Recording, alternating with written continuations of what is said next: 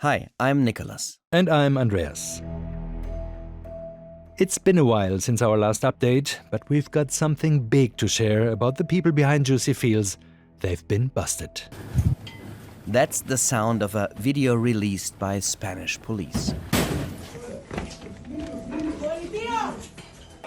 It's early morning, still dark, on Thursday, April 11, 2024. Police in combat gear broke down doors and stormed buildings.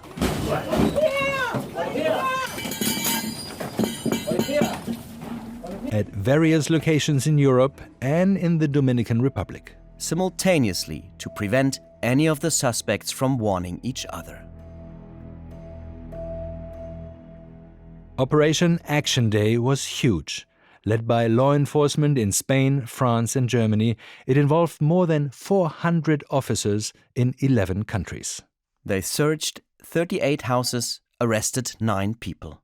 From Germany alone, 264 officers took part in the raids. It was unusual in its scope, as Karen Häuser at the German prosecutor's office in Berlin told us. Das war auf jeden Fall eine der größeren Nummern. It was definitely one of our bigger operations. There were lots of people from different areas of law enforcement, criminal investigators, customs officials, special forces, and the whole thing was coordinated internationally. It was a major undertaking. Europol, the European Union Agency for Law Enforcement Cooperation, coordinated Action Day. Europol coordinated between police in various countries, and they said, okay, Thursday. We strike on Thursday morning. The joint investigation consisted of officers from France's Gendarmerie Nationale, Spain's Policía Nacional, and the German Criminal Investigation Department and Public Prosecutor's Office in Berlin. Law enforcement officers from 28 countries participated in some form, including the United States and the Dominican Republic. The Dominican Republic is in the Caribbean, located between Cuba, Jamaica, and Puerto Rico. With its tropical climate and pristine beaches, it's a picture postcard version of paradise. But it was in the Dominican Republic that police caught one of JuicyFields' top suspects. A man local newspapers referred to as Sergei Berezin. According to a press statement by Europol, the Russian national is, quote, suspected to be one of the main organizers of the fraudulent scheme, unquote. Investigators said the man was arrested and would be extradited to Spain. Europol does not usually provide names of suspects, but based on what our sources tell us, the Russian arrested in the Dominican Republic is the same man that we knew as Paul Burkholz. The whistleblower we met in episode 8 of Cannabis Cowboys told us Paul was the mastermind behind JuicyFields and that he operated from the Russian city of St. Petersburg. When we asked him what Paul and his inner circle had done with the money they made with JuicyFields, he said, Where's the money?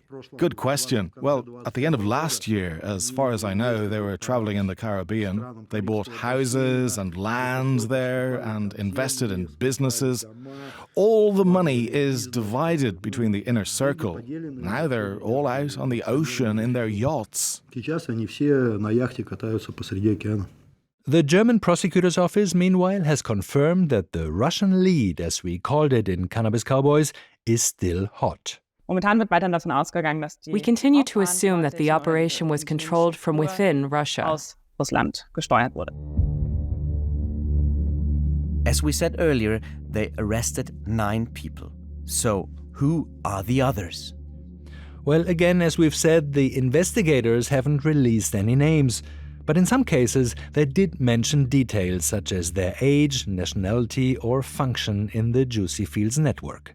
And based on that information, plus tips from sources whom we cannot name, we feel confident that we've been able to work out who is who. Friedrich von Luxburg, the fake count who invoked an injunction against the Cannabis Cowboys podcast, arrested.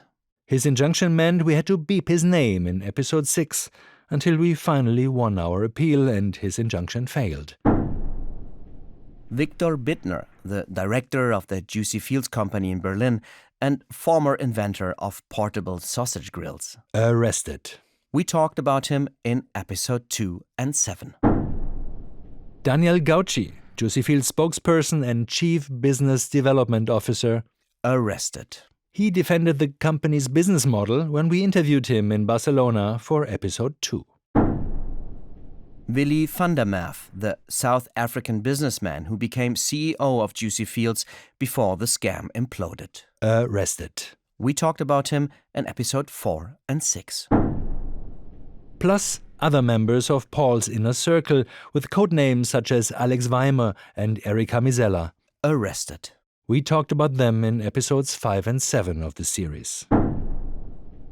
We want to be clear. An arrest is not a conviction in a court of law. But in order to obtain an arrest warrant, police need more than just a suspicion. They need to convince a judge to issue an arrest warrant. We asked Florian Wagenknecht, a lawyer and part of DW's legal team, to explain. The arrest warrant has strict requirements, namely an urgent suspicion of an offense and a reason for arrest, such as risk of flight or absconding, risk of concealment, or risk of repetition of the offense. In Germany, suspects against whom an arrest warrant has been issued can normally be detained for up to 6 months. In Spain, it is up to 2 years. If necessary, these deadlines can be extended. In total, the investigators say they have 31 suspects. That number can change as their investigations continue. Police also updated their estimate of the total damage caused by JuicyFields. Based on the most recent findings, the platform raked in 645 million euros from almost 200,000 investors in 35 countries. But we've been told that investors shouldn't get their hopes up about getting any money back.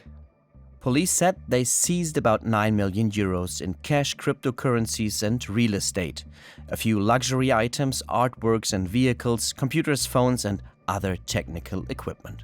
But that's not nearly enough to pay back everyone who lost money. So what do we have?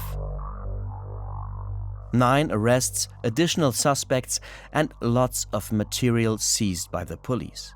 Hopefully enough for prosecutors to build a strong case. It will be interesting to see how the arrested suspects behave in the meantime. How will they testify, and what will they say, if anything?